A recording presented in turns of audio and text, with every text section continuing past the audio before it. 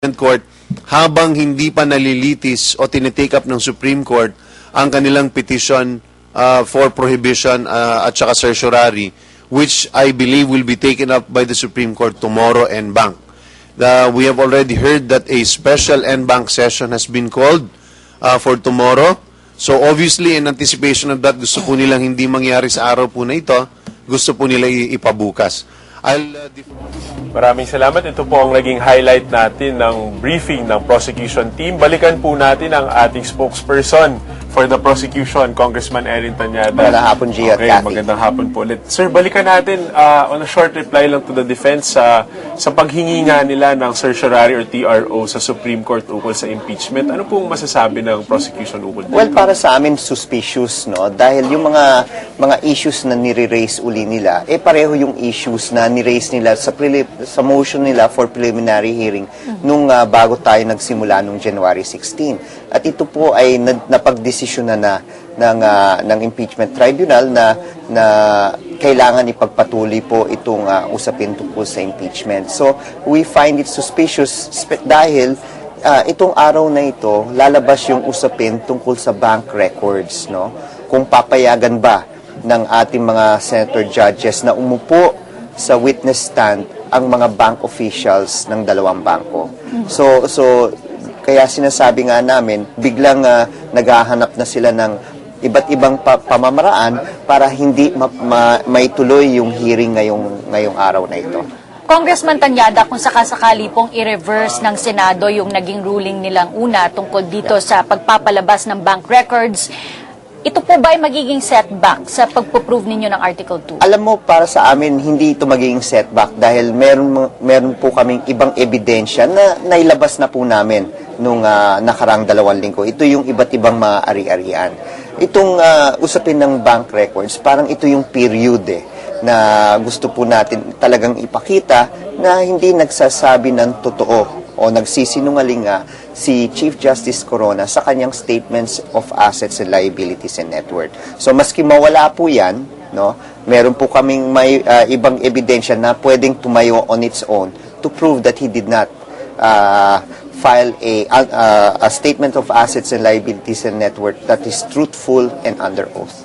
Sir, sinasabi ng defense kanina na hindi naman constitutional crisis kapag mag-intervene ang Supreme Court ukol dito sa issue ng impeachment. Anong masasabi niyo po doon kapag once, sabihin natin, maglabas ng desisyon o ng TRO ang Supreme Court? Well, kanya-kanyang pananaw po yan, no? Pero they want to lessen the impact na anong pwedeng mangyari. Kasi sila yung dumudulog nga doon Pero para sa amin, ang sinasabi nga po namin, naghahanap na sila ng ibang forum kung saan pwede nilang ihinto itong impeachment proceedings na alam naman po natin sa ating saligang batas na ang sole jurisdiction po ay nasa Senado in the impeachment tribunal. Kaya nga ang sabi nga po namin, naghahanap na nga po sila ng acquittal by TRO. Congressman Tanyada, kahapon din po ay naging exciting itong date 13 dahil nagsalita po itong si Congressman Fariñas at siya mismo ay inamin niya na poorly crafted daw po itong articles of impeachment. How do you work around this? And ang tanong po ng taong bayan, sino po ba kasi ang sumulat nito? Well, unang-una, nire-respeto po namin ang pananaw po ni Congressman Fariñas. Kaming mga abogado, may kanya-kanyang style of writing At baka ang nakita po ni Congressman Fariñas, it's not his way of presenting the case, no? So maybe he was not happy with the writing style.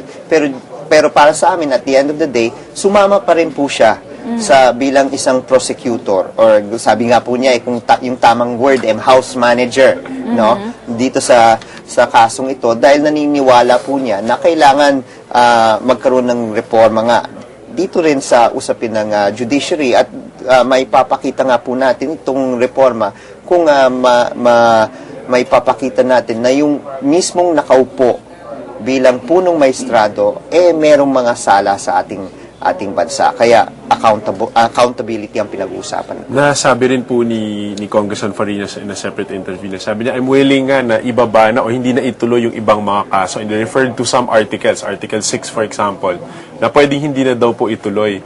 May punto ba na masasabi ng prosecution na, okay, we're done with presenting some articles, this is enough to convict or to pass judgment on Tama the Chief po yun. Justice? Yung decision po kung tatapusin yung 8 artikulo o gagawin 6 na lang o 5 na lang, nasa House Prosecution Team po yan. At pwede po mangyari po yan. Depende sa sitwasyon at kung gaano katagal na ang ginugugol ng House Prosecution Team sa paglalahad ng iba't ibang mga ebidensya. So maybe the time will come maybe sometime in March. So the March 29 More or less, maybe before announcement? Holy Week. Before yes. Holy Week mo.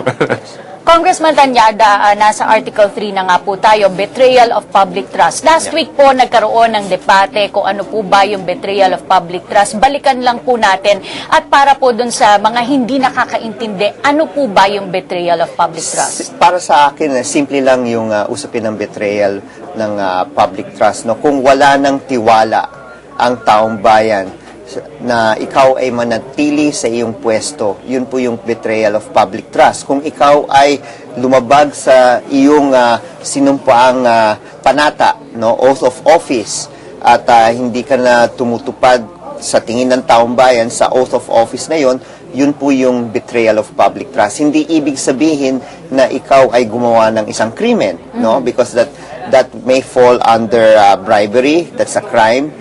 Graft and corruption is a crime, but if it falls to the moral fitness of a public officer in office. So yun yung po ibig sabihin ng betrayal of public trust. Wala po ito nung bago nagkaroon ng 1987 Constitution. This came out in the 1930 this only came out in 1987 but was not there in the 1935 and 1973 Constitution. So ito yung ibig sabihin basically kung may tiwala pa ang taong bayan sa iyong pamamalakad, sa iyong opisina. So, sir, bakit siya nasabing it's the catch-all phrase? Well, ayon sa kay Father Bernas. Ganito yan. Kung wala kang makuhang pagkasala ng isang impeachable officer sa treason, sa bribery, graft and corruption, other higher crimes, no? Pwede mong gamitin yung betrayal of public trust kung nakikita mo meron siyang pagkasala sa kanyang oath of office. At may mga nagsasabi nga po na kahit na po ma-acquit itong si Chief Justice Corona dito sa trial na ito, ay he would be ineffective as a Chief Justice. Ano pong masasabi niyo dito? Well, meron mga nagsasabi po na pwedeng maging ganun yan. Dahil syempre kung lalong-lalo na kung yung voting dito sa impeachment tribunal is very close, no? Then meaning, what do you mean by very close? Very close in the sense na of the 23 senators, 12 will vote to convict, 11 will vote to acquit. So there's still that thinking that some people may harbor na talagang guilty.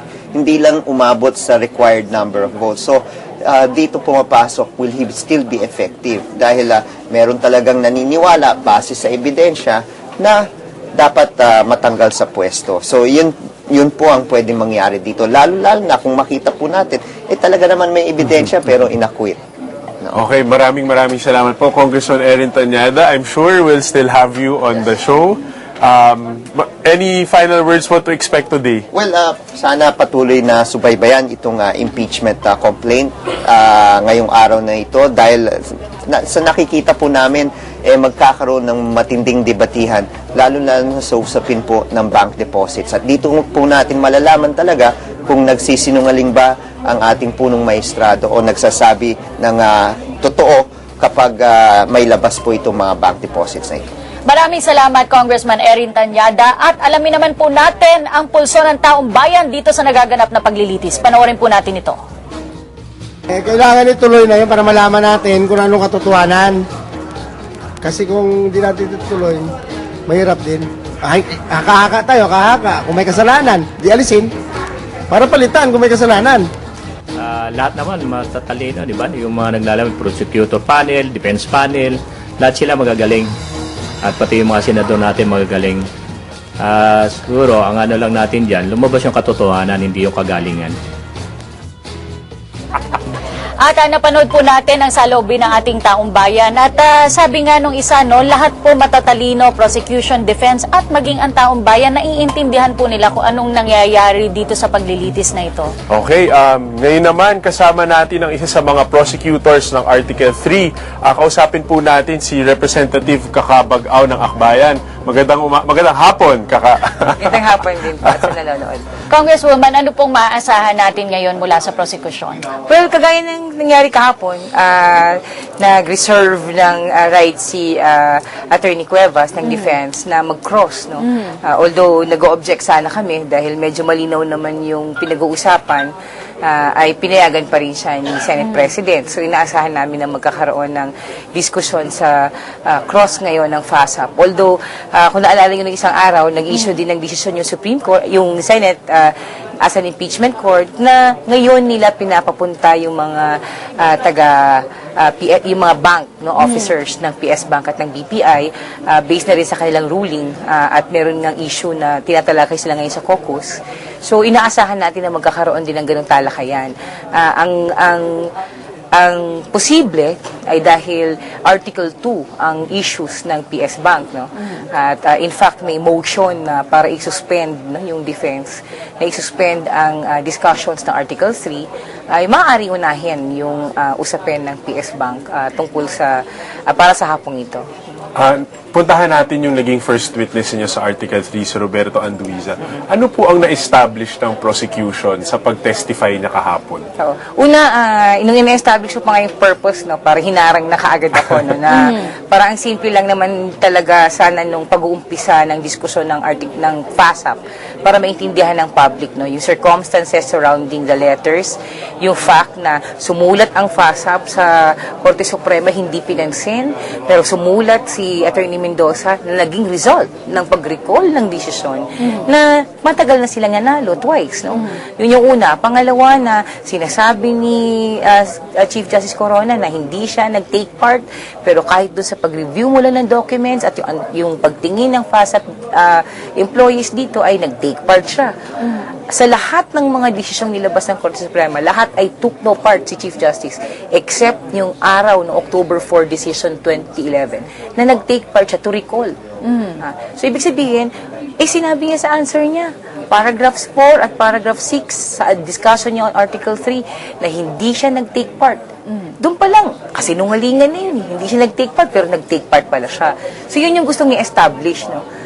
Kahapon. At tingin ko naman ay nakwento, lalo na yung impact. Pinag-uusapan natin dito is around 4 billion benefits that is due the FASAP employees. Malaking consideration. Kaya hindi nakakapagtaka na kung ako ang employer, sisiguraduhin ko hindi nila makukuha yun.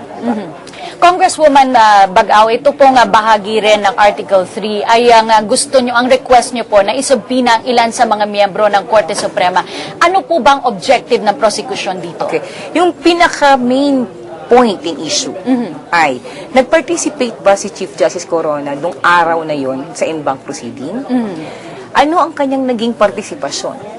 Pag sinabi mong nag-take part siya, bumoto lang ba siya? Siya ba ang naging dahilan? At sinasabi namin na